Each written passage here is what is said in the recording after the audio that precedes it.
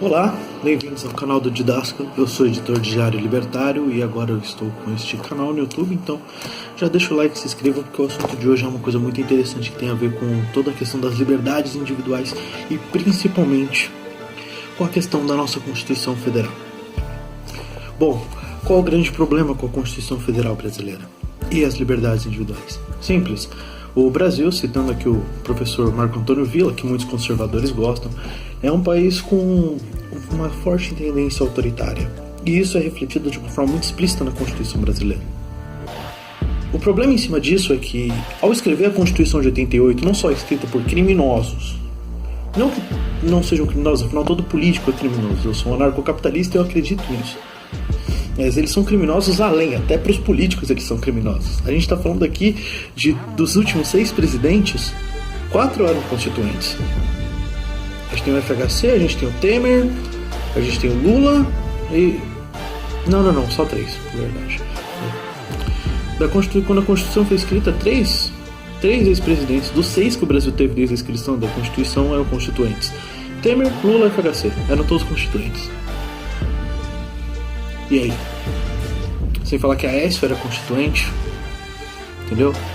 De constituintes a gente tem 3 condenados que estão presos. Então a Constituição brasileira é um documento válido? Primeiro, não. Por quê? Porque ela cerça a sua liberdade individual. Ela assume que você é uma pessoa que não pode cuidar de você mesmo e que o Estado tem que cuidar de você, além de botar um monte de diretrizes no meio pra mandar na porra da sua vida. Isso é justo? De forma alguma. Então onde é que está o pulo do gato aí? O artigo, eu acho que é 3º da Constituição, diz que o Brasil é um país indivisível.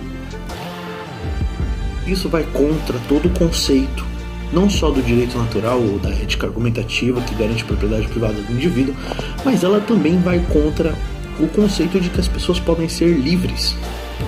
Ele está dizendo que todo cidadão, todo estado ou município é legalmente, juridicamente, pertencente ou parte do Estado brasileiro. Quer dizer que, por exemplo, eu não posso pedir para perder minha cidadania brasileira?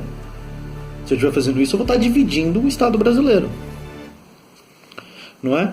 E muitas pessoas olham para coisas que garantem o direito individual, como, por exemplo, o separatismo. Eu sou um separatista, eu sou de São Paulo, eu nasci aqui, eu amo essa cidade, amo esse estado. E muitas pessoas, quando eu trago o assunto do separatismo, não só em São Paulo, mas principalmente no Sul, não sou um pouco mais aceito do que aqui, elas vêm, mas espera, na Constituição está escrito que o Brasil é indivisível.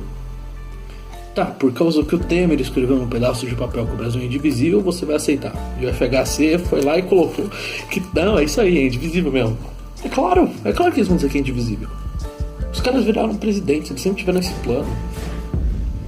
Todo político tem esse plano. Chegar no máximo junto dos poderes. A gente tem o Rodrigo Maia aí há sei lá quantos anos presidente da Câmara.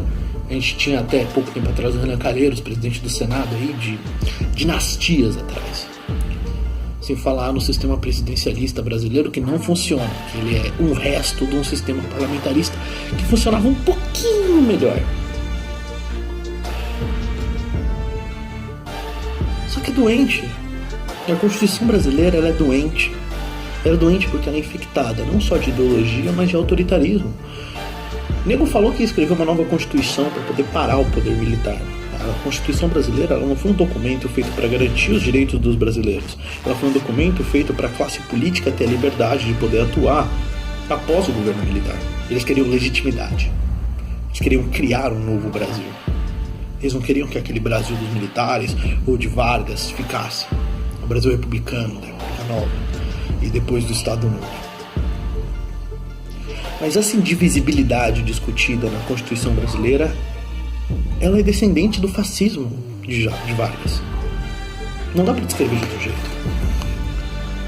Vargas fez a cerimônia das bandeiras, queimou a bandeira de todos os estados depois da Guerra de Independência de 32. Não é guerra constitucionalista, é guerra de independência. Os paulistas olhavam para Vargas e falavam: queremos uma nova Constituição. Vargas segurou por um ano e falou: não, tudo bem, a gente vai declarar uma nova Constituição para o Brasil. Só que nesse ponto ele já tinha matado os estudantes, em 23 de maio.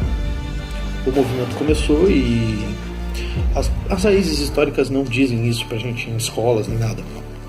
Porque, mas se você olhar, você vai sacar a mesma coisa, que é um país ou um território, vamos colocar assim, um território, quando ele pede uma constituinte e ele invalida a constituinte do seu território de origem, como por exemplo São Paulo fez com o Brasil, ele continuou a guerra de constitucionalidade, de Constituição, depois do Brasil já ter declarado que escreveu.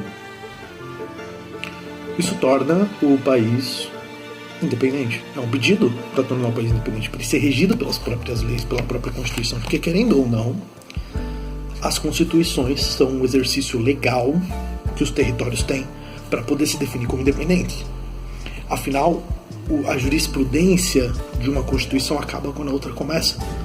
Então, a Constituição brasileira para de valer quando você pisa na Argentina, porque ela é o que vale a Constituição argentina. Entende? Em São Paulo aconteceu isso. Eles queriam uma Constituição deles. E eles lutaram por isso. E morreram por isso. E de todos os estados brasileiros, mesmo que muitos deles tenham uma história incrível de independência, como os estados nordestinos, as Farroupilhas no sul, São Paulo foi o que manteve essa memória mais viva. O Palácio do Poder Legislativo de São Paulo se chama 9 de julho. A data quando começou a Guerra Constitucional de 32. As avenidas mais importantes do Brasil, porque o estado mais importante do Brasil é São Paulo. Ele mantém sozinho 10 estados e o Distrito Federal, com o que ele produz. 1,2 trilhão de PIB. Quase um terço do PIB brasileiro.